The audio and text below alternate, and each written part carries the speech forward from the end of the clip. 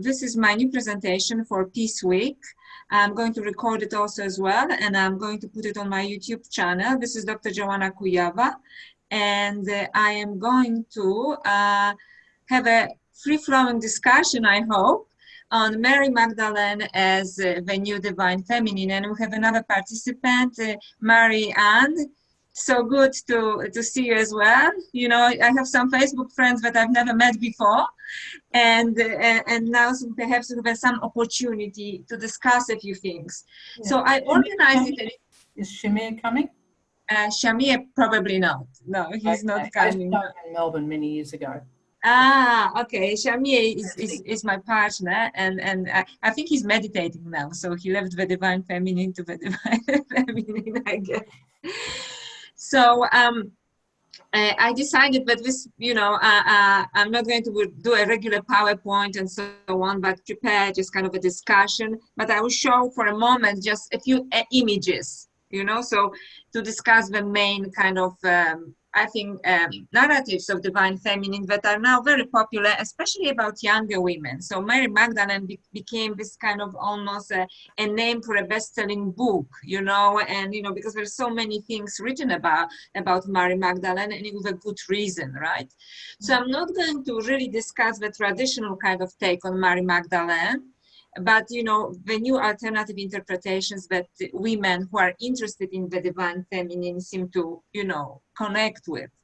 So just for a very moment, a short moment, I will show you this one PowerPoint here. I want to, because it's a very nice, I have some nice images. So just this particular image as Mary Magdalene as the bearer of secret knowledge and a portal between life and death. So I want to kind of focus for a moment on this picture, because you see this Mary Magdalene is being portrayed. It's a Renaissance painting, not as obviously as we normally learn in a, you know, in religious, institutional religions and this kind of traditions, but she is basically portrayed as the wise woman. She is also the woman with, you know, who anointed Jesus, so to speak. And also she has the book open here, so she's obviously the learned woman. So that's why I wanted to show this image. I don't, perhaps if you want me to have a PowerPoint I can, but I think it's maybe more personal if we take it off, right?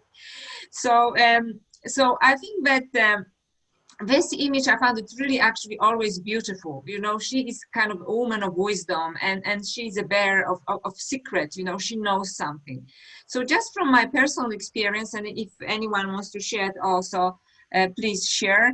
You know, my first contact with Mary Magdalene as the wise woman was actually through the Gospel of Mary Magdalene. Yes. So there are many editions, of course, you know, because many scholars translated it. My favorite, it was the one that a friend gave me, but it's still my favorite one, and it was in 2005, and it is translated and interpreted by Jean-Yves Leloup. This is the one.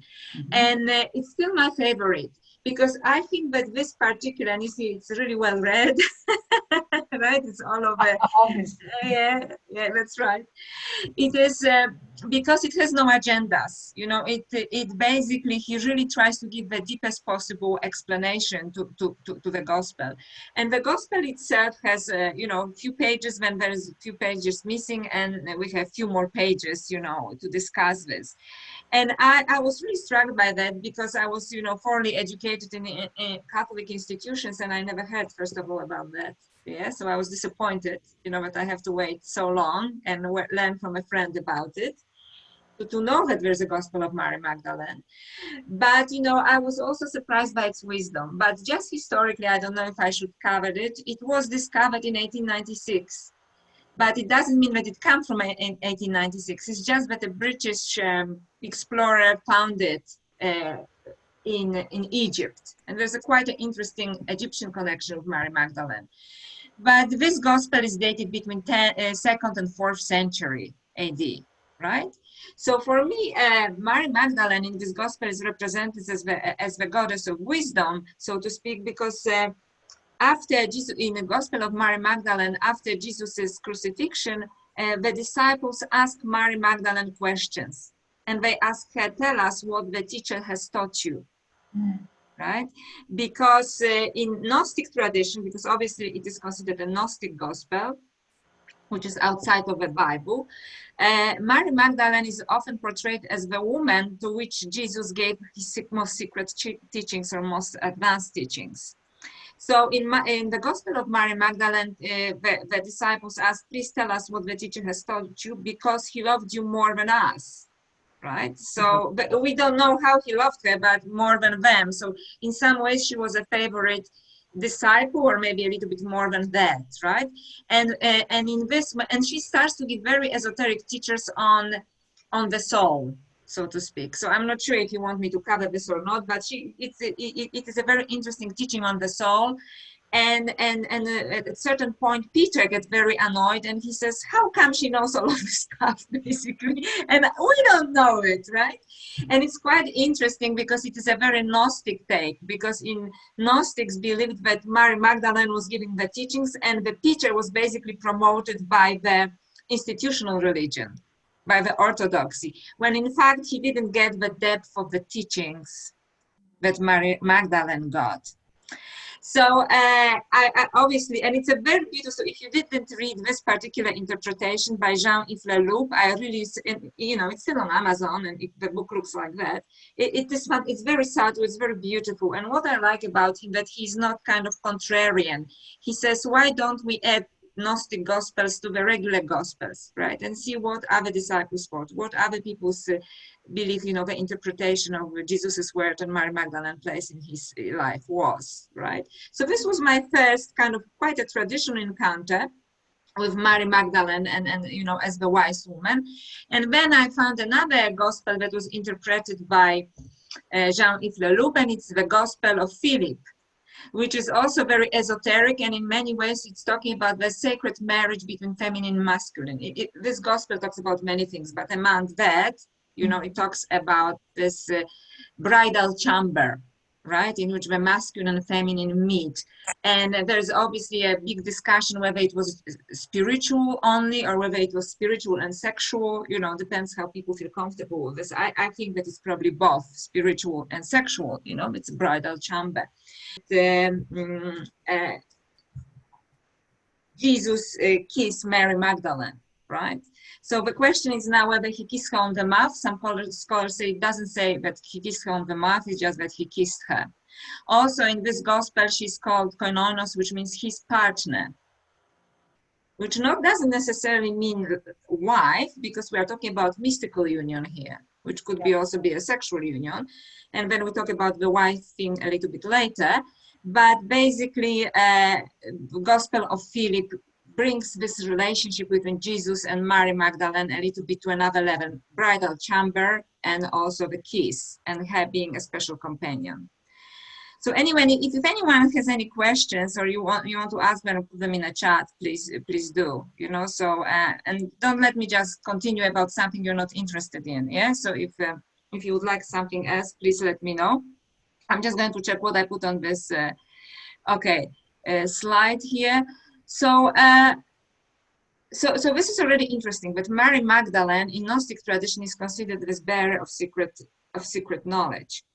And as I was looking into it, I was checking that, you know, there are these other connections with Mary Magdalene that connect her to the wisdom tradition, such as, for example, Sophia, you know, the goddess of wisdom, and Mary Magdalene in some Gnostic gospel, in some Gnostic writings is considered Sophia and Jesus's life, but also the Egyptian connection, which is quite interesting. The connection that I was resisting for a long time because I was perhaps maybe too attached to the traditional version. You know, I could maybe accept her as the favorite disciple of Jesus and perhaps even his partner, but I couldn't think about, you know, deeper Egyptian connection with Mary Magdalene, right? With the goddesses of wisdom there as well. So I will stop here and I'll just ask if anybody has any questions so far, or would you like to know something else or go in a different direction? I don't know. No? I'm just interested in anything you have to say. I don't know if Thank you, Mary, and thank you for your support. To ask an intelligent question. Yes.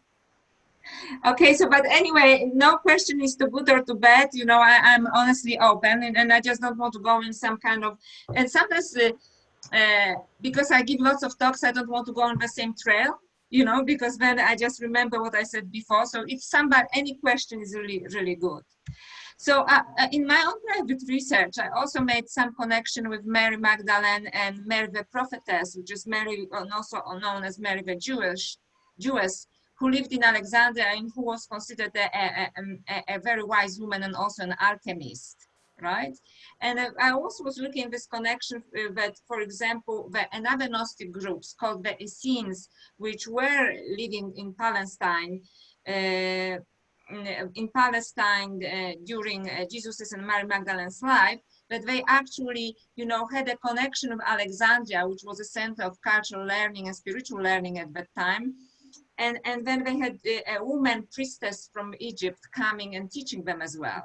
So I think that may be an interesting possibility as well, because here Mary says that she is a kind of female Christ for her, and I absolutely agree, because there is this Egyptian and much older, and I want to move on to it if you're comfortable with this, Sumerian tradition and Babylonian tradition of a high priestess, so who is also a teacher of great wisdom, and later was just completely sexualized, right, as the sacred prostitute. And even if we are talking about sacred prostitute, it has nothing to do with what it is understood nowadays as a prostitute. And the whole word, I think, is actually inappropriate in this sense. So there are some interesting possibilities here for Mary Magdalene, you know, as this woman, Mary the Prophetess, did exist in the first century Alexandria, and there is a connection with the Essenes, who did exist, you know, in Jesus's life, and many, especially great visionaries such as Steiner and Casey, Edgar Casey, make a connection between Jesus and Essenes, the Essenes, and they do believe that there was also an Egyptian connection both with Jesus and with Mary Magdalene, right? So this is quite interesting in itself. So I am going to very quickly now move on to the other, and goddesses of resurrection, yes, but maybe I will cover this first then, goddesses of resurrection. So when I was talking about the Sumerian goddesses, and let me just mention that Sumerian goddesses go to 5,000 years BC. Okay, so they predate any stories from Bible, even from the Old Testament, and so on. So the goddesses of Sumer, which later were, I think, replicated in Egypt, because they are basically the same goddesses with different names, are actually like Mary Magdalene, and this is my personal kind of quest. I wonder how comfortable you are with that. Were always present at the resurrection of a young god, so to speak, of a young priest. So for example, or their own resurrection, like for example, goddess Inanna, which is a Sumerian goddess, about 4000 BC, 3500 BC, who actually, making a long story short, you know, was asked to go into the underworld, and there obviously had to die, but then managed to resurrect herself with some help, but she had to sacrifice her prince and her lover, the Mutsi, you know, so there's a certain similarity there with the story of Mary Magdalene.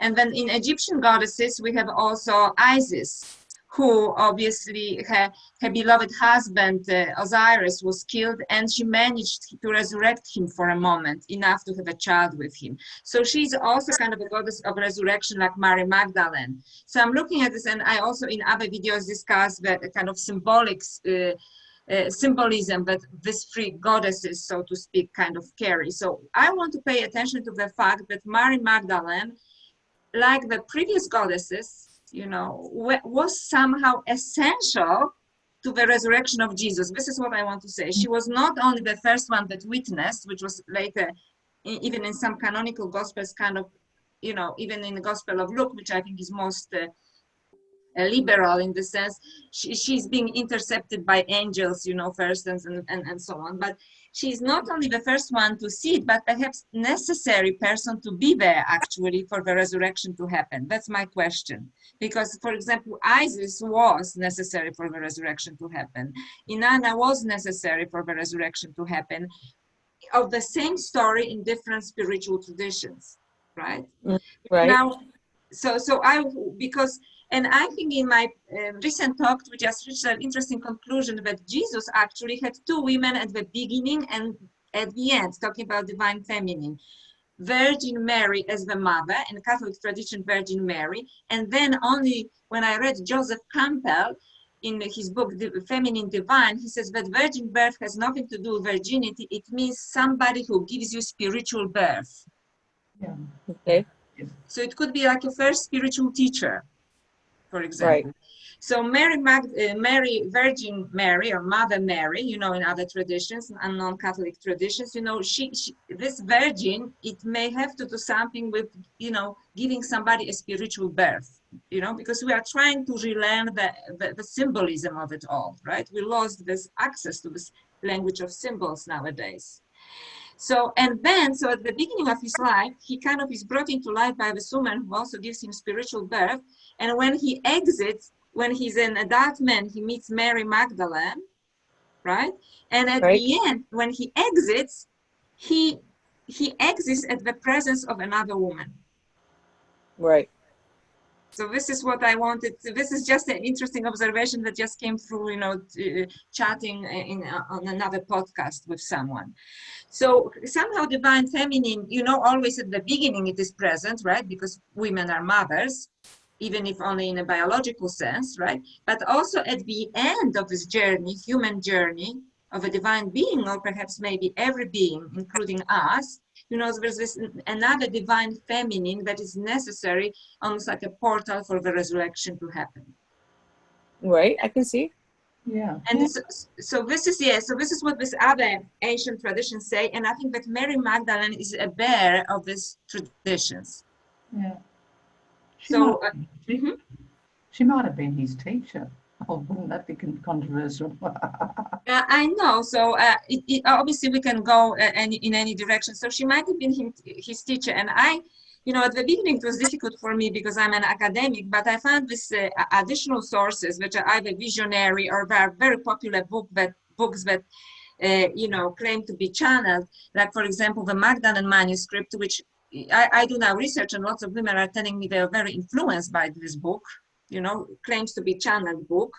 So, you know, I have a kind of cognitive dissonance here because I'm academic, you know, but I want to be open to this, in which it actually says that Mary Magdalene was coming from Alexandria. She was a priestess, highly ordained priestess in, you know, the temple of Isis, and that she was teaching and some kind of spiritual and sexual initiation, sexual alchemy that helped him to uplift his spiritual body to prepare him for resurrection.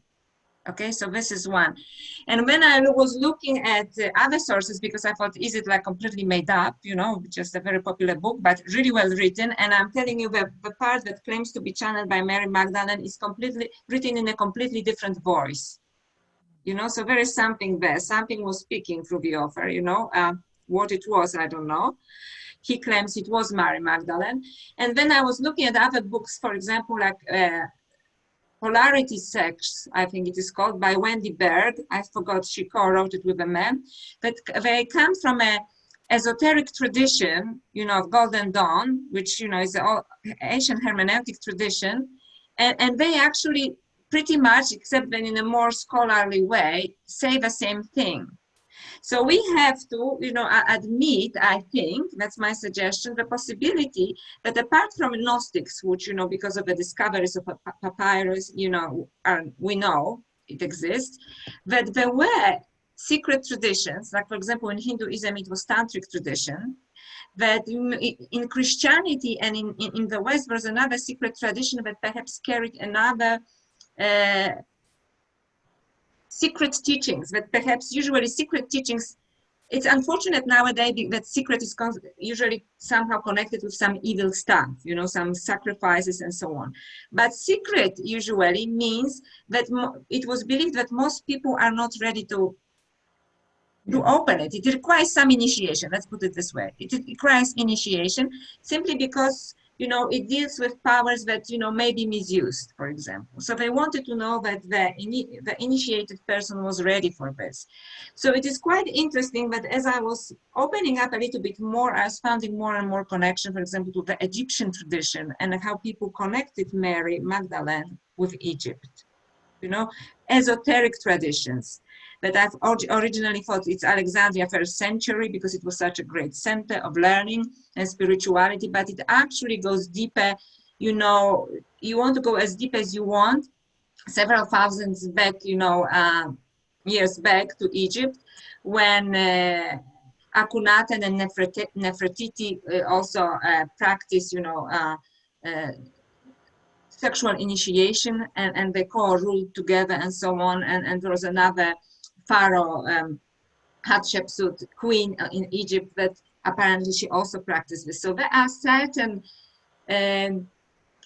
initiations that are somehow associated both with sexuality and resurrection. And I would say that, of course, woman is at the center of this, and Mary Magdalene plays this part, because in Hindu tradition, in tantric tradition, a woman is at the center of this as well, and a goddess as well.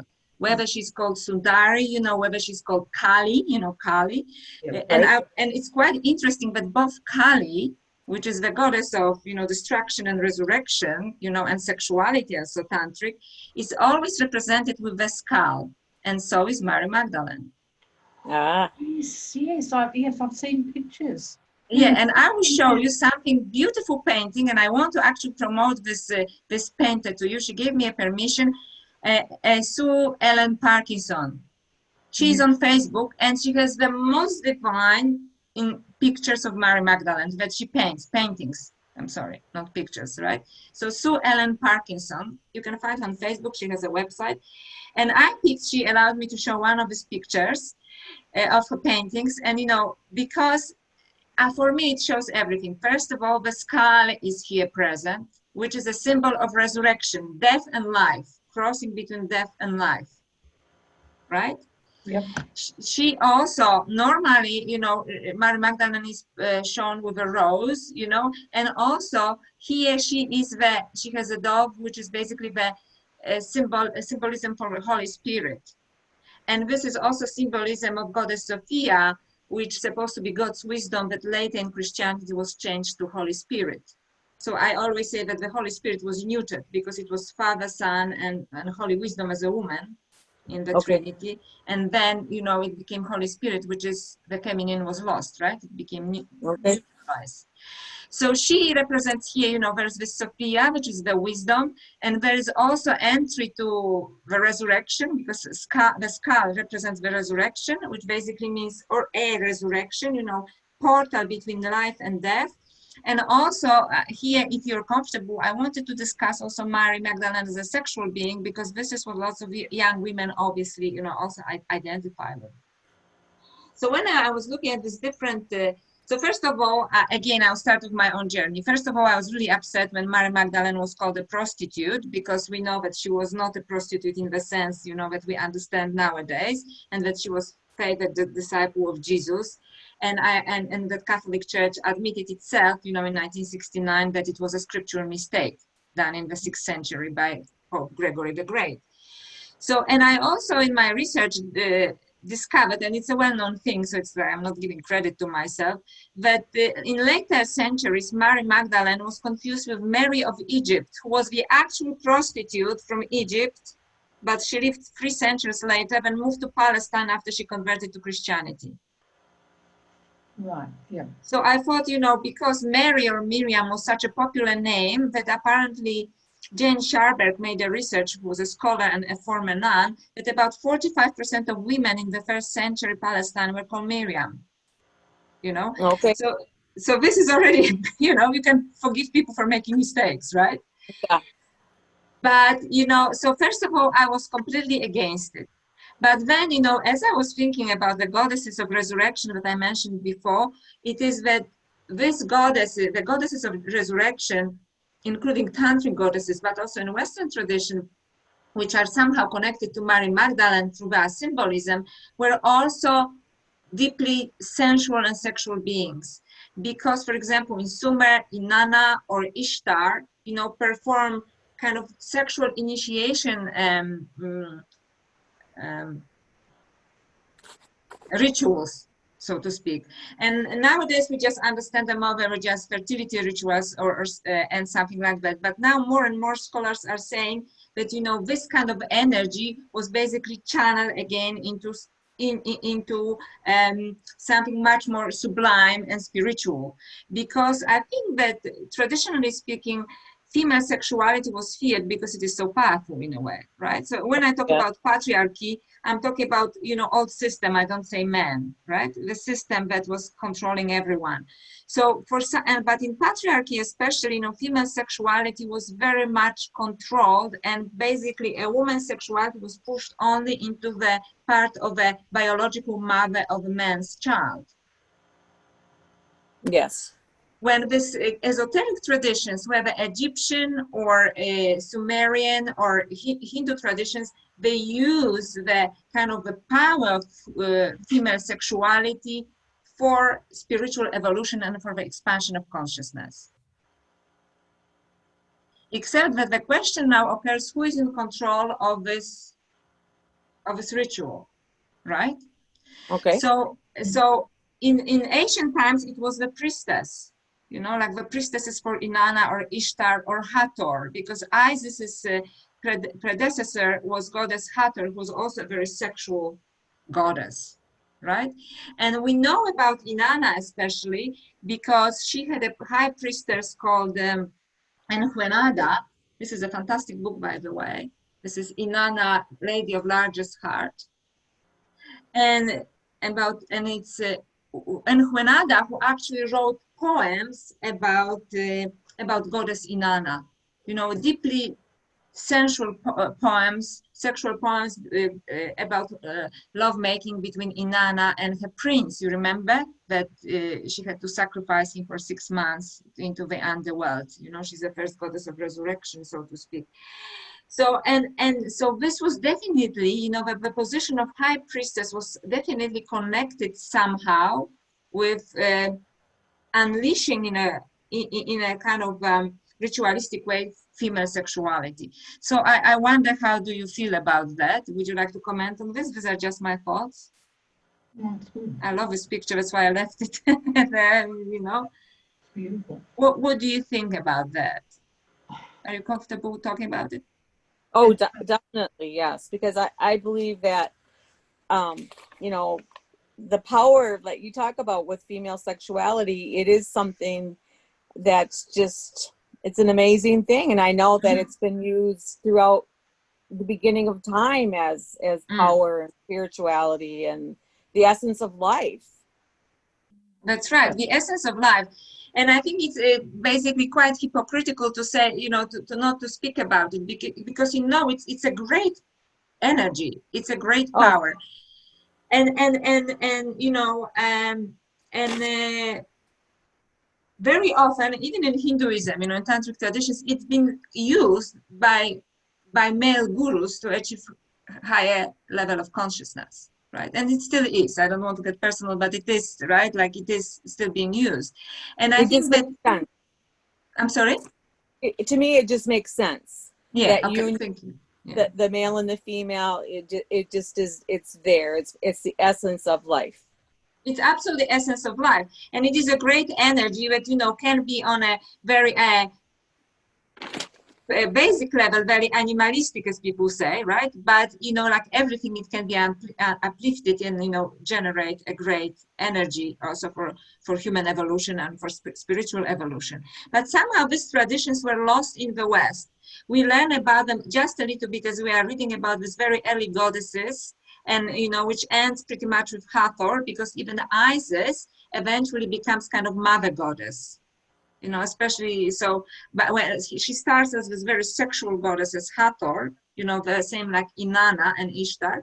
However, I want to say that Inanna, for example, although it was a deeply sexual goddess, also she was, nobody looked down upon her. In fact, she was a goddess of everything. She was a goddess of wisdom. She was a goddess of war. She was a goddess of harvesting, right?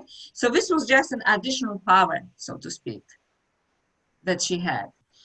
So this is, and I just want us once again to look at this beautiful picture by Sue Ellen Parkinson, you know, because as I said, and this symbolism is fantastic that she actually picked it up, because Goddess Kali and Mary Magdalene, especially when you go to Jerusalem, and there is this beautiful actually Anglican church just right outside of the gate of Damascus, that has several paintings of Mary Magdalene, and all of them are with a skull also. I remember that this is the first time I actually noticed it, you know, Yeah. which is this power of actually of resurrection. Okay. Yeah. So this is really fantastic and fascinating for me, and especially also, you know, the symbol of dove, Holy Spirit. I think she really, which is goddess of wisdom, that she really. Hello, Lakeisha, how are you? We have another guest. Yes, hi. Hi, how are you? Good, how are you? Good. Welcome. So. Thank you. So please let us know if you'd like to discuss something. We're just going for something I prepared. So far I discussed Mary Magdalene as the bearer of secret knowledge and wisdom, and we just finishing Mary Magdalene as a sexual woman also as well. So perhaps I'll just now briefly show you this beautiful painting that I was promoting by one artist, Sue Ellen Parkinson, which represents Mary Magdalene here, especially as a goddess of wisdom, also because of the dove and Holy Spirit, but also like many tantric and sexual goddesses represented with the skull, which represents also the power to resurrect. Oh. So we were discussing that perhaps Mary Magdalene and other early goddesses such as Inanna or Isis were actually a necessary element in resurrection, Yes. not just happen to be there or witness it. I could see that. Okay, that's good. And that, you know, at the beginning of Jesus' life, he had a woman, and at the end, he had another woman who both the first one led him to enter this world, and the other one helped him to exit this world. Right? I love that. I absolutely love that.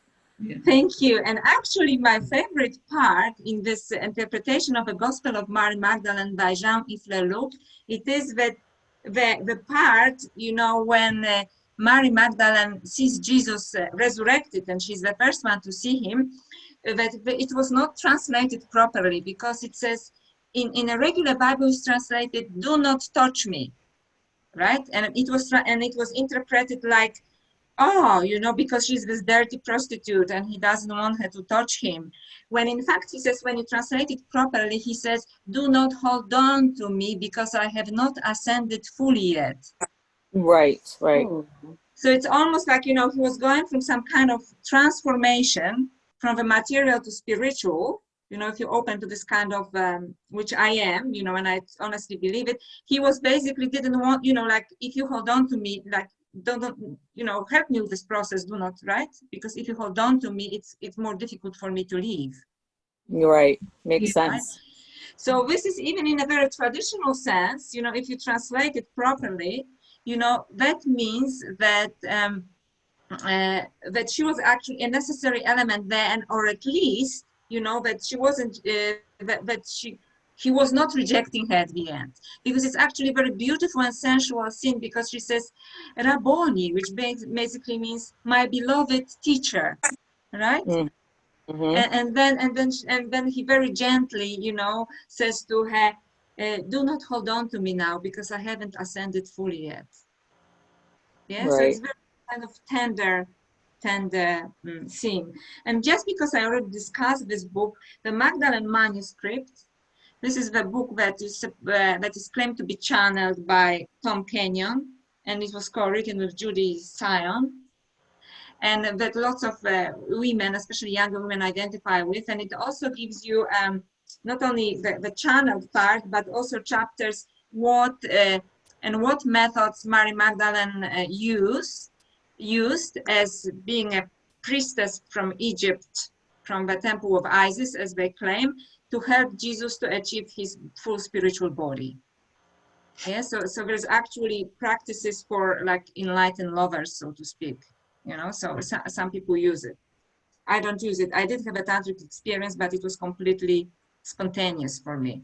So I didn't follow any instructions. But these are, and some people, believe that they're very good in this way, the instructions. So now I'm just showing because I'm looking what I want to talk about next as a sexual being. Okay, next one. It is obviously, so we discussed Mary Magdalene as a goddess of wisdom or a bearer of secret knowledge, and that Gnostics believe that Jesus gave her most secret teachings. There are some other schools that believe she actually came from a school of mysteries in Egypt that go back to ancient Egypt that I discussed briefly. And also we discussed Mary Magdalene as a sexual being that, we know that she wasn't a prostitute in the sense because the church even denied it was just a mistake that the Pope made in the 6th century, but that there is definitely some connection with enlightened sexuality there, because of similarity with earlier goddesses such as from Sumer, such as Inanna, or Egypt, Isis, or Hindu goddesses such as Kali or Sundari, who are also, very powerful goddesses who use their sexual energy for the expansion of human consciousness. So there are these two, very powerful already different alternative interpretations of Mary Magdalene. One is the Gnostic one, goddess of wisdom and secret teachings, and the second one, Mary Magdalene as a sexual kind of channel, so to speak, for Jesus and somehow necessary for his resurrection, which is obviously for some people would be scandalous, some sexual practice that was necessary for Jesus's resurrection. But the third one is, the famous book, which is basically the thing about Holy Grail, Holy Blood, or Holy Blood, Holy Grail, right?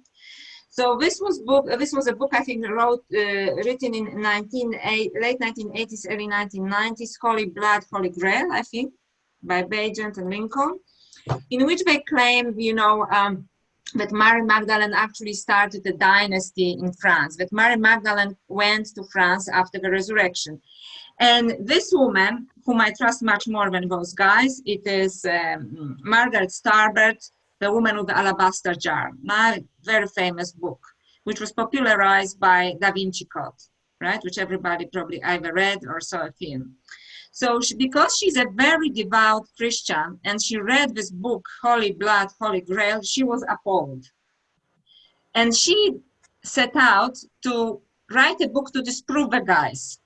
However, the deeper, because she's goes deeply into the Bible, the deeper she went to the Bible, the more evidence she found that they were right.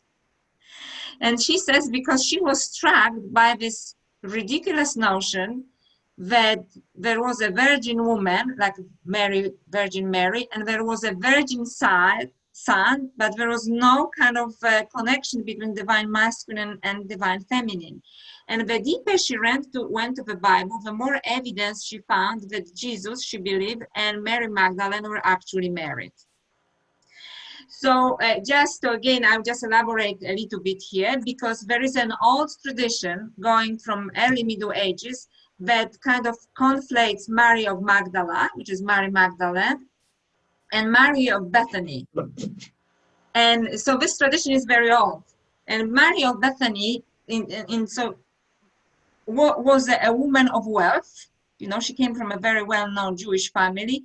And Margaret Starbert says that from the evidence she finds in the Bible, so was Jesus.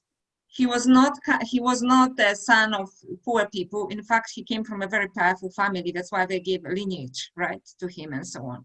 And she also argues that the wedding at Cana was actually the wedding of Mary Magdalene and Jesus.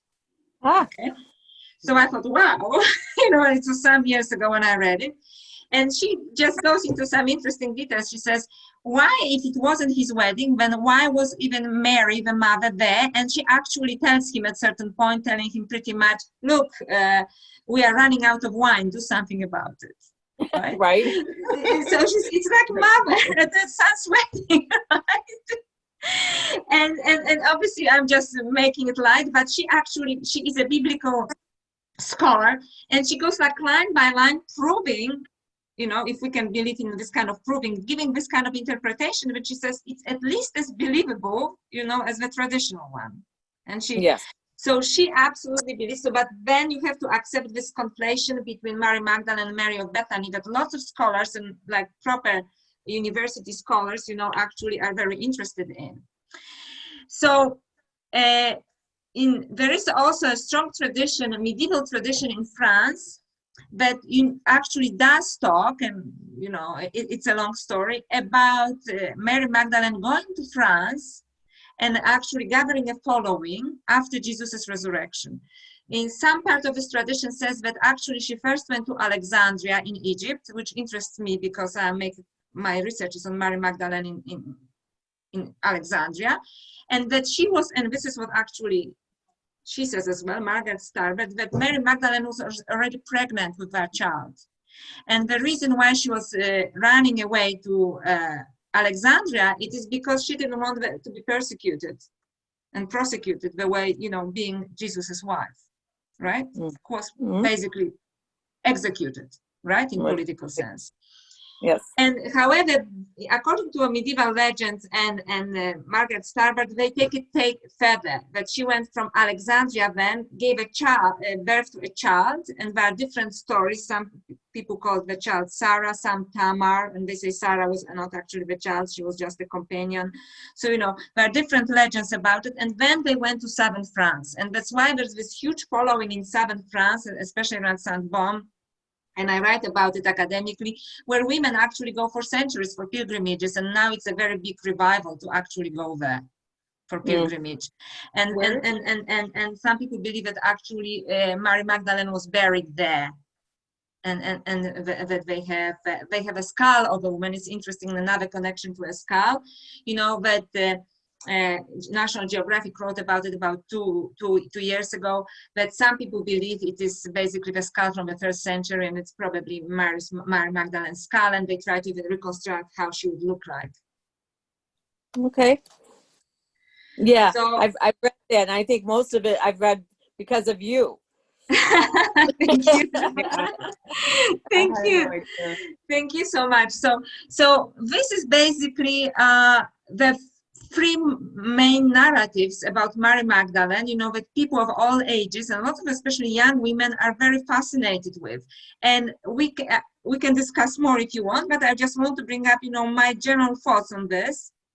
Why is it so? And you can, I really welcome you to disagree with me, no problem. So when I say Mary Magdalene represents everything that was suppressed in the experience of the divine or divine feminine for many women, including myself, because going from like being Catholic to Gnostic to, going now to Tantra, and also, goddesses before Mary Magdalene. And because she represents the divine as wisdom and bearer of mysteries, and this is what Gnostics talk about, and goddesses before her, feminine as an example of sacred sexuality, and that's why so many books recently published, like this one, recently, I mean last 10-15 years, when they talk about the alchemies of Horus, the sex magic of Isis, and the Magdalene Manuscript, right? The feminine as a partner in sacred marriage. And so these things are not necessarily separate, because sacred marriage is also spiritual marriage and sexual marriage, and it's so-called bridal chamber, which is also discussed in the Gospel of Philip. And it's also discussed in many Jewish alternative sources, especially in Kabbalah, right? Except that I don't specialize in this, so I don't cover this because, I don't want to talk about something I don't do research on, right? But I know it's there. So how does it allow us to heal the split in our psyche? And I think there's the split in our psyche, both masculine and feminine psyche, about this, and forgive me this, rude word, between that a woman as a virgin or a whore.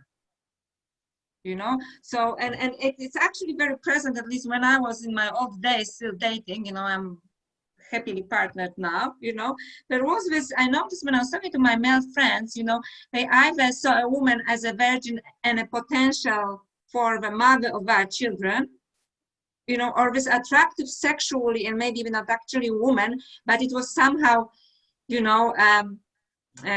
indecent, so to speak, so there is this kind of virgin versus whore. And this is actually a big topic, and I write about it because there's a historical reason for it, if you want me to cover this. Even in ancient Greece, you know, educated women were called prostitutes or heterae, because any woman who functioned outside of marriage was considered indecent. Doesn't mean she had to actually prostitute herself or even be sexually active. Right. Okay, so this is like a long tradition of this. And another thing, reason that I believe that women, especially young women, are now attracted to the archetype of Mary Magdalene. It's because it's richer than, you know, other archetypes that we are given, like, for example, Mother Mary or Virgin Mary, which is very difficult to identify, right, with for normal women. But also it gives us an alternative to the mother archetype. And I hope I'm not upsetting anybody, because obviously, you know, mother archetype is very important. But what I'm saying, the mother archetype can be also understood differently than just a biological mother, right? Or we may choose to be a biological mother, but it doesn't have to be necessarily a primary function. Right. So this is why I think women are really interested in this idea of Mary Magdalene, or the archetype, you know, of Mary Magdalene, because she's kind of more full-blooded and allows for more experiences in life in a kind of sanctified way. So I she's agree. she's both a wild woman, you know, in this sense, she's in control of her sexuality. She has some kind of, not just the intellectual woman, because I don't think that this is what it was about, but a woman who has some kind of intuitive connection to a higher wisdom. Yes. Yeah. Right? When education of kind of university has nothing to do with this. If she was educated somehow, it would be probably in ancient mysteries. That's why I am more and more interested in this connection with Alexandria. Simply because certain lineages carry on these traditions, you know, kind of underground, so to speak, because they are not mainstream. Mm-hmm. So I think that she's the greatest mystery of the divine feminine for me nowadays, and for many women. So I would like some input from you. Like, do you agree, or you think I went completely off? Look, I think she's really important. I really do. Yeah. The research you do, what she really was, I don't know. But yeah, no, we don't know. Mm. And, you know, it is quite interesting, because some people say, oh, do you have a proof that she was in Alexandria, or do you have a proof that she was in France? And I said, no, well, we do not have a proof, you know, of something like that. But the fact is that she was basically discarded, so to speak, from main sources of, you know, for example, like the Bible. And then anything, alternative sources were destroyed, so to speak. So sometimes, you know, this intuitive spiritual wisdom also survives in legends and mythology. So although, you know, I'm an academic, I don't want to discard them, because I think they actually can carry the higher wisdom, you know. And who says, and it really didn't start until 18th century, until the time of Enlightenment, that empirical or physical evidence is more important than a download that somebody gets, right? Right. Or, Yeah. right? I agree. Yes. I agree completely. And great visionaries, including great saints, you know, or great gurus, whichever tradition you follow, actually rely on these downloads. You know, Right. they are the channels for this Right. divine knowledge, right? And it really, when I look at it from like my profession, I'm in tech in the Silicon Valley. And so it's interesting to see, well, we've got like a lot of men building things that the whole world is using that don't have a spiritual connection. And I went into tech having a pretty extensive background in like, you know, researching and studying and doing even invocations and having these like out of body experiences while working with goddesses over a long period of time. And so I was like, I went into a very masculine dominated field, kind of seeing the limitations. So I built the global vertical of a tech unicorn with mostly intuition and using, like, I used a lot of feminine things, astrology, I got a lot of downloads about what our next move should be. I like when we were building in international markets, I didn't have to be on the ground to understand what was happening there. And so it was just like, and I used like a different energy. I'm not Ivy League. I didn't have the background. There's no way that it should have gone the way that it did. And so I'm learning about Mary Magdalene now, and I'm learning from you. You're like the first person that I found in the like scholarly that's actually gone in on like anything to do with female gods that I've found. So I'm like really enjoying everything that you're putting out there. Oh, thank you so much. And I'm so so happy also to have you here as well, because and very often women who actually get interested in this kind of thing, they are coming from very masculine world, including myself, academia. I'm trained to throw out everything that I'm talking about. Yeah, to be in a cage, in the brain cage is what I call it. I had to fight to keep that the open crown chakra so hard. I was surrounded by men who like wanted me to think. They think the highest order of thinking is how they think and how they experience things. And I'm like, no, I have some access to something that you don't. And I can see where you think that the power's in your head, but you have a severed head, my friend. Like, I'm like downloading from like universal intelligence about how we should move. That's so fantastic. Thank you for this. So this is exactly reminds me, this is for me, this is download, the higher intuition. She just has an access. And my experience was originally with Hinduism, and I noticed what great teachers do. They don't know anything. You ask them questions and they just kind of connect to to the source, and they give you an answer. But sometimes that's why they give you a different answer to the same question, because you asked it at a different time, and everything is already rearranged in the universal matrix. Yes, Keisha, where you were talking about. Yes, when I was going into it. Sorry, go ahead.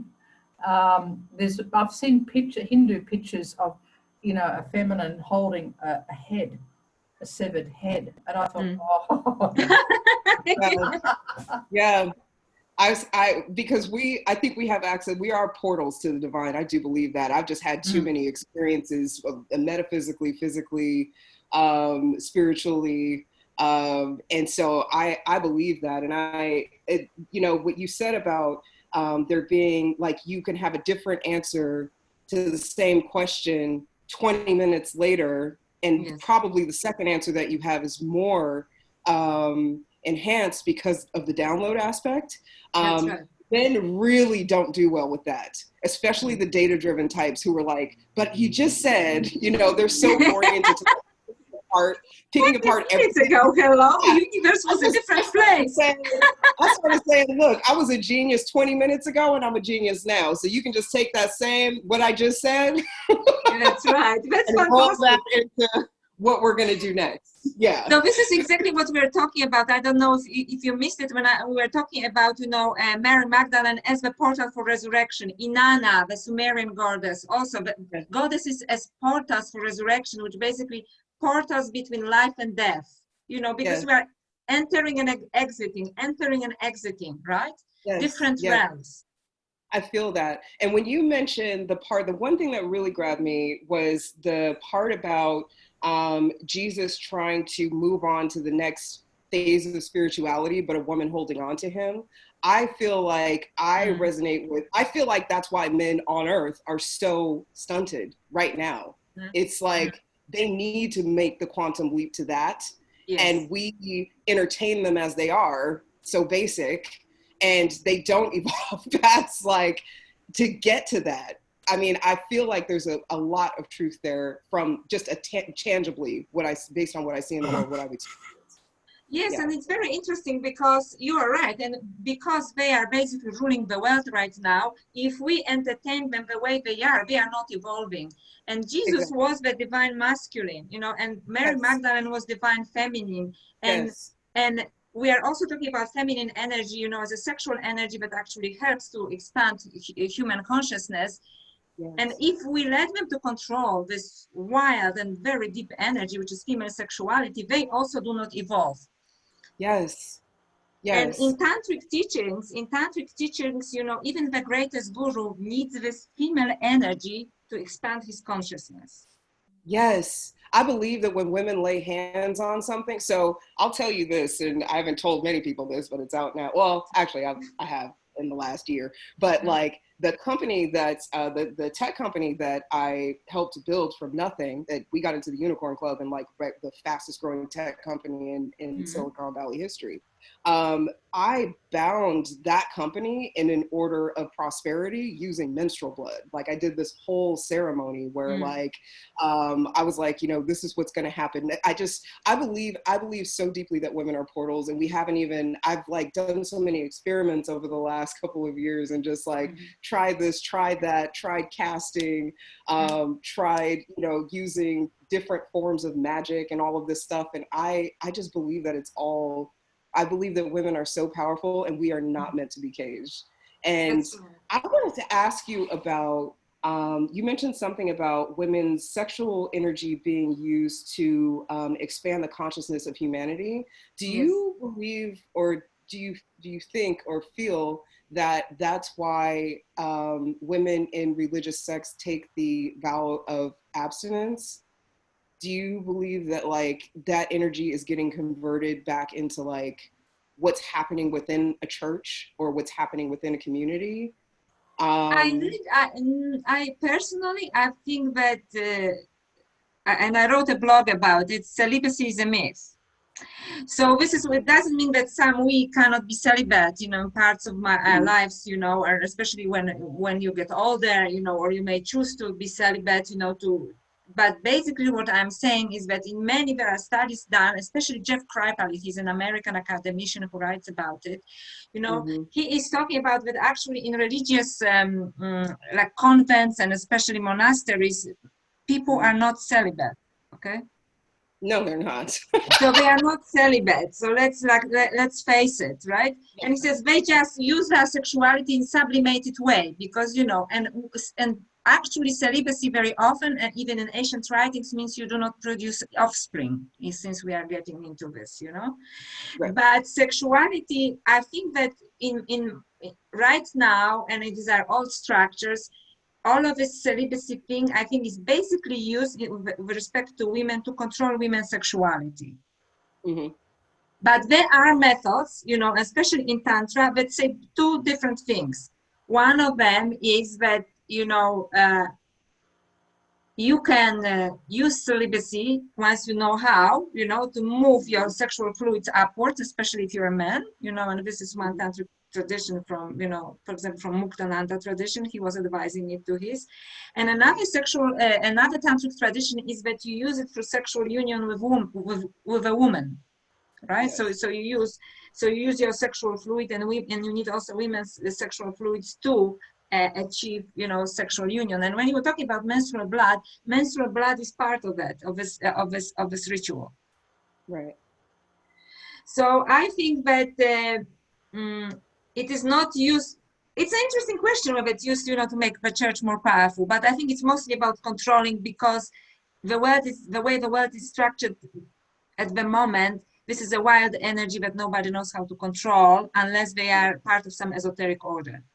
Right. I've seen in the African American community in like Christian churches, I've seen, you know, women are definitely given the message to be celibate. And so what ends up happening is those women, like, you know, while they're waiting on their Boaz, end up running around the church, keeping it open for free, cooking, baking, doing, you know, it's like they marry the church, and that energy, I feel like it's vampiric in a way, the way that the church uses women's energy, some churches. And so, yeah, I just wondered about that. I was like, I wonder if there's some energetic exchange where like their sexual energy is bound up in service to this. It could be, you know, that's a very interesting question between sublimation and using the sexual energy. But I think that at least in tantric traditions, using sexual energy for expansion of consciousness says, you know, use it, but you have to know why, how, and there are initiations, you know, and always where, right? Otherwise, it just, how is the difference from sleeping around, right? So it has to be done, you know, in a proper way, and unfortunately it is very deeply guarded secret, so to speak, right? So so I had an experience, but it was spontaneous, right? So Yeah, there are women too, and there's a movement amongst like women, Black women in the West specifically, where they're going back and choosing abstinence, but it has nothing to do with the church. A lot of these women they've, self-proclaimed witches and all the rest of this, they're not in the church, but they're using their energy. And these women they're giving these testimonials and talking about like, I've been abstinent for 2 years and I produced more in the last 2 years. And my business is 2x in the last 2 years. And has grown, and I've grown because I'm not wasting sexual energy with a man that's just drawing from me and not returning in the cycle. Yeah, because women very generously were giving this energy to men. This is what I'm saying. So now, perhaps in this way, celibacy allows you, to sublimate it and use it different ways. But I think there is the way of using this energy that benefits both women and men and human consciousness in general. Except that, it is something that we, I'm digging into the past, and it's something that perhaps we can also experience, and explore. Yeah, I think it needs to be explored much more deeply. I can definitely say that I had an attraction to someone, and this is why I think that men are really into manipulation a lot of the time, because it scrambles the brain, and that scrambles the connection, the crown connection to the greater dimensions. That was my experience. I had someone who terribly manipulated me, and it took so long to get my brain back and my connection to source back after dealing with this person. But I also fell in love with someone for the first time, and just thinking about having sex with this person. He was building a company at the time, and he had hired me as an early stage employee, the senior VP position. And he was like, I just want you to do this, this, and this. But because I was so turned on by just thinking about him, all of that orgasmic energy, the downloads that I was getting, I mean, back to back to back creative things about how we could grow the company. And he was taking that information and going to investors and getting money because of those ideas. And so, and we weren't together. There was nothing happening. We were just friends, but just that experience. That's a beautiful experience. So it's really, it's amazing that, that you can channel it so well. Yeah. It took a lot of chakra work. You have to clear your chakras. But yeah, no, I just remember being in love, I felt in love physically, spiritually, sexually, in all the ways. And my crown chakra opened up even more. So I can't imagine if I actually put hands on this person.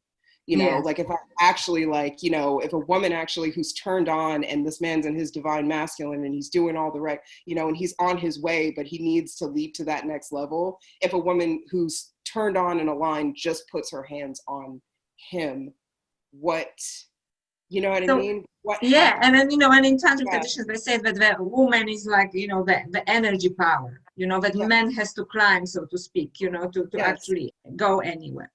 Yes.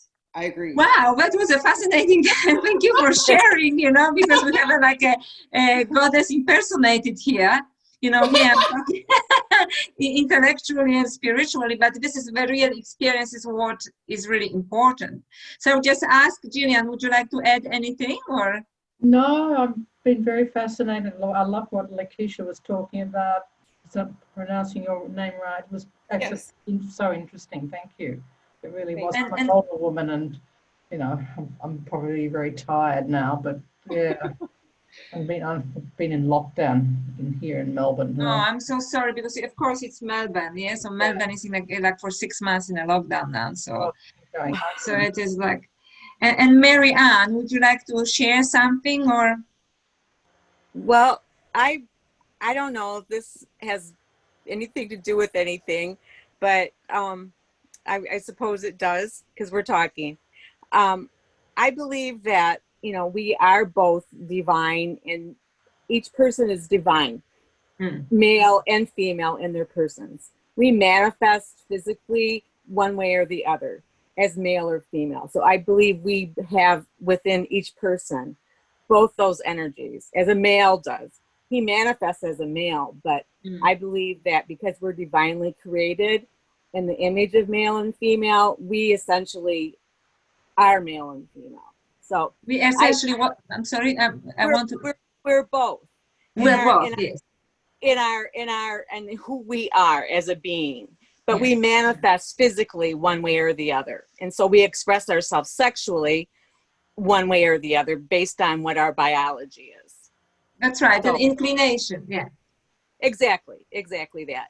So, so I have that. I feel like you can be celibate and very sexual at the same time, and very content in your being and your life and the way you express yourself. And that's the way I raise my children. Be very sexual with yourself before you reach out and be sexual with other people, because that's the most important thing, is to know yourself sexually. So this whole sexual thing, I've been married for 48 years. I've been married to the same person. You know, my life that way has been very, very dedicated. That's and, beautiful. Beautiful. Well, and I can see that the ups and downs and the things that we've had in our life together, the people that we are now, would never have been if we, on our own. What we have become as people together and separately are because of this union, these kind of unions that we're talking about. And so I have just so much respect for it, and I can see how strong that is. And we produce 2 children from that, and one child has died, and so I've had to deal with that in the last 2 years. And so I'm just grateful for sexuality. I see the power of it, and I respect it, and it's a beautiful thing in life, and that it can be used in religious ways, by, say, the way Mary Magdalene, through the Christ, manifested his way he was spiritually. I can see that, because people together do that with each other, and the sexuality is a very strong part of it. Absolutely. And that's why I agree, because also in this, interpretation of Gospel of Mary Magdalene by Jean-Yves Leloup, he says, why take away sexuality from Jesus? And he says, why take away, put down sexuality of Mary Magdalene when she comes in? I hope she comes with all her sensual glory to him. Yes. And that's why, in my little...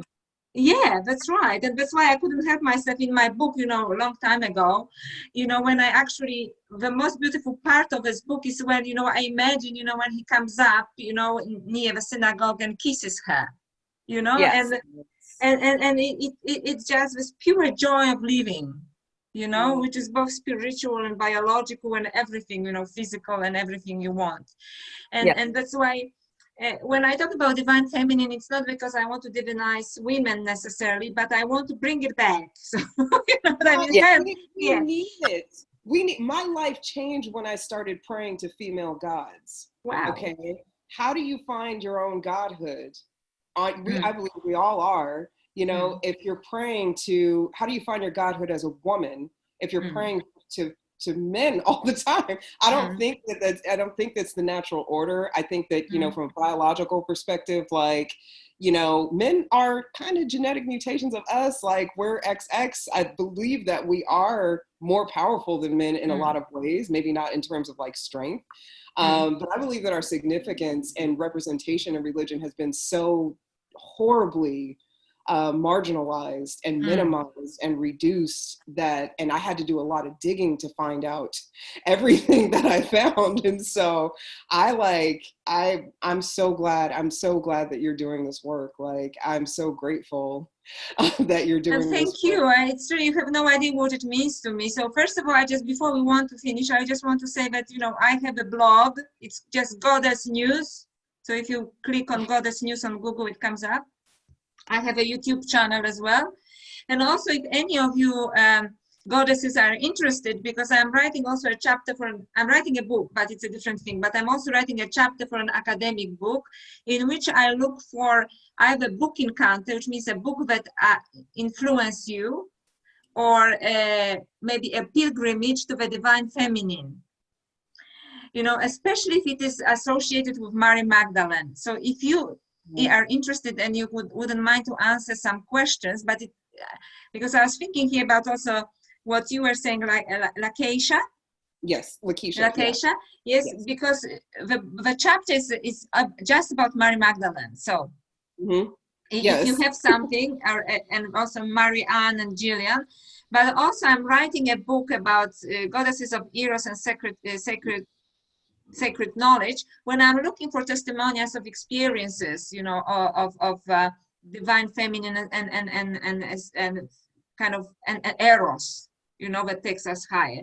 So if you would like to write down a testimonial, which can be also very anonymous, you know, please connect with me. Yes, you know, but this is, and you know, I really am so happy because it was such a lively discussion.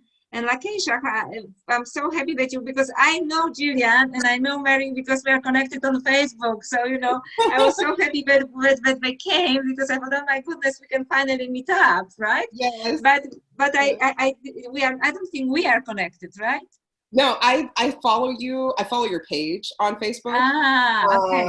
But yeah, I've just found your work. I want to say, because I've been toying with an idea since I've gotten so much out of the goddess work, personally, spiritually, that I think that there should be a religious movement around the worship of, like I said, of female gods, of the divine feminine. And I feel like women need a church for us, for that specifically. It wouldn't be like a feminist, you know, rule out men sort of thing, but it would be like a thing where, you know, I really want I want more women into it. I started a meetup group for it. I didn't think that anybody would come, and then I had 300 women in it. Like, wow. So when I found her work, I was like, oh my God, this is awesome. Her work is so amazing, and it answered a lot of questions. The reason why I was looking about information about Inanna, the Sumerian, she's Sumerian goddess. Yes. I was looking for information about her, and I just found like Wikipedia stuff. Yes. I was like, okay, I need to know more about this woman. Like, her story mirrors the story of Christ so deeply. You know, there's a lot of stuff in the Bible that I, over the years, have like kind of looked at the interpretation, and I'm like, okay, this could mean, you know, I look at a newborn baby and I'm like, okay, this child is covered in blood. They're tethered by this cord that resembles a serpent to a placenta that resembles the tree of life and knowledge. And so I look at things in the literal sense, and I'm like, okay, I want more women to understand their own godhood. So I'm just happy that there are women out there doing the work, and that I didn't know that any of you guys existed. I know, it's wonderful that we connected. This is the best part of this kind of thing, you know, what a wonderful synchronicity. And I just so lovely to meet you. And I could finally also speak with Gillian and Marianne, that, you know, I see very often, you know, on my page, and you know, it's just, but it's just so much better, so much more intimate, and you know, more exchange happens, just rather than me throwing occasionally something, right? Yeah. So let's definitely stay connected, and good luck with your work, Aisha, because, you know, you're doing important work. And Marianne Hoffman, what's your work? I think you're somehow connected to also with some kind of religious movement, no? Yes, I mean, my tradition is Christian, but I don't call myself really any particular thing at this time. And because my son died, I'm really in a transitional time right now. I don't know where I am anymore with that. And it's okay. It's all right that I don't have to feel strongly about anything religiously. I don't know if I ever will again, but I know there's a source. I know there's a giver of life. I do believe that. And I'll find my meaning again with that. And if I don't, it's okay too. Yeah, so that's a very beautiful and vulnerable place, you know, because it's a place also of great openness, talking about portals, right? Yeah, for sure. Yeah. So we'll just see what happens. See what happens. Yes. And Gillian, you are more from Hindu tradition, or? Not much more from the Hindu. Much more from the Hindu tradition. I do speak to Christians 3 times a week on Zoom. They're more progressive, and there's some more conservative, and I'm sort of backing away from it because they're starting to do my head in. Some of them are much more open, though. They're not, you know, holy rollers or anything like that. Yes. Okay, goddesses, thank you so much. And it was you have no idea how much joy you brought into my life. Please stay connected, and also if you want, you can give me some suggestions for, you know, what would you like to me talk about in the future, or, you know, and I'm happy to research it and come back to you. Okay. Well, then you're on a new board now, right? I'm sorry. You're on a new board. You're contributing to some academic, a new thing, a new endeavor. Yes, so this is with a new academic journal we started, which is International Journal of Goddess Studies. Yeah. Ooh. Wow. So I am on editorial board, so, you know, like I'll be basically looking at, you know, advertising and looking for people, you know, who want to submit. It's just that it's an academic, so it has to be written in a particular way, you know. Yes. So, but yes. You know, if you goddesses want to write an academic paper, you know, get back to me, you know. No. And you know, and we definitely will publish in this new journal. And I'm also, as I said, I'm hope to finish by the end of the year my book, and then into 2022 I have this another book which is not mine, but I have a chapter in it which is an academic book. My book is not academic, you know. It is basically a kind of creative nonfiction about, as I said, goddesses of Eros and secret knowledge and Mary Magdalene. Yeah, so it's kind of working title. So, and like all of you, I'm just so terribly busy, you know. I just wish I had more time for all of this. Thank you. My Christian friends are very good friends of mine. I shouldn't have said what I said, but, you know, if you're Zooming 3 times a week, yeah, I understand. You have to do something in lockdown. Yeah, that's right. That's right. Dr. Joanna, do you do any, like, do you give talks? Do you do like webinars or anything like that? I think I saw you on something for like Unify, or do you have like a calendar of events? No, I don't have. I just basically accept invitations, and I'm happy to give talks. Yes. Oh, cool. Okay. So just so I'm, because I'm busy and people approach me, and once they approach me, I say yes. But, you know, I don't plan it because I have a, you know, academic job. I do all of this writing, but I love giving talks and webinars, and I'm happy to do this. But I just basically always just act on invitations. So if you would like to invite me somewhere, I'm more than happy to come, and you know, online come, right? Yes. Yes. I can't wait for in person to happen again. Yeah, or in person. I mean, I love doing it, and obviously I had some talks canceled this year because they were planned, right, because of what's going on. But otherwise, if you would like me to contribute to something, you know, I'm very happy to. Yes, I'm definitely going to reach out to you. So thank you, and, you know, just send me a note, and we'll talk about dates, right? And that's it basically. And what angle would you like me to take on something, and that's it. Okay, cool. Awesome. That'll be fun. Thank you. So it was such a great joy, you know, after original disaster, when, you know, the original link didn't work. So all good. Thank you so much, goddesses. And let's kind of let's open the inner channel, you know, to the divine in us, and especially divine feminine, simply because it's been repressed, and or suppressed, I should say. And I truly divine that the whole world suffers at the moment because of that, because at least 50% of the divine or something that wants to be manifest been suppressed or misused or even abused, and that doesn't serve anyone, right? So but we cannot wait for anyone to awaken it in us. We have to, you know, stand, and this is where I think the goddess archetype comes. Stand in our own power and explore this power. What is the divine feminine in me, you know, which can be different from divine feminine in you, right? And it's also good to invoke goddesses, as Lakeisha said, you know, there are different goddesses. For me, I'm fascinated with Mary Magdalene, but I also love different Hindu goddesses, and now I got into, you know, Inanna and Isis. And actually I connect, you know, it's very intuitive. I connect, maybe not in the way that Lakeisha says, but I connect, you know, through just looking at the pictures, you know, and doing mantras. It comes from Hindu tradition, you know, to goddess mantras and so on, because it is actually up to us to find this power, to find this divine inspiration, and to tell the world what divine feminine is. Because if we do not do, other people will do it for us for our own purposes. Yes. And they've been doing it for a long time. So and they've been doing it for a long time in all religious traditions. All. Yes. So I think that we have to go back to what is called original spiritual experience. Yes.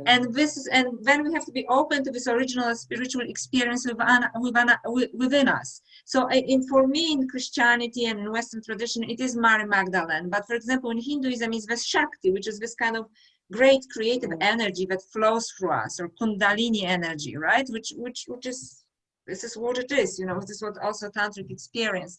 But it could be different for different people because we are constructed differently. And as one friend told me, actually, I think yesterday, we are all miracles that are not going to repeat themselves in the universe again. Right. So even if we come back as different beings.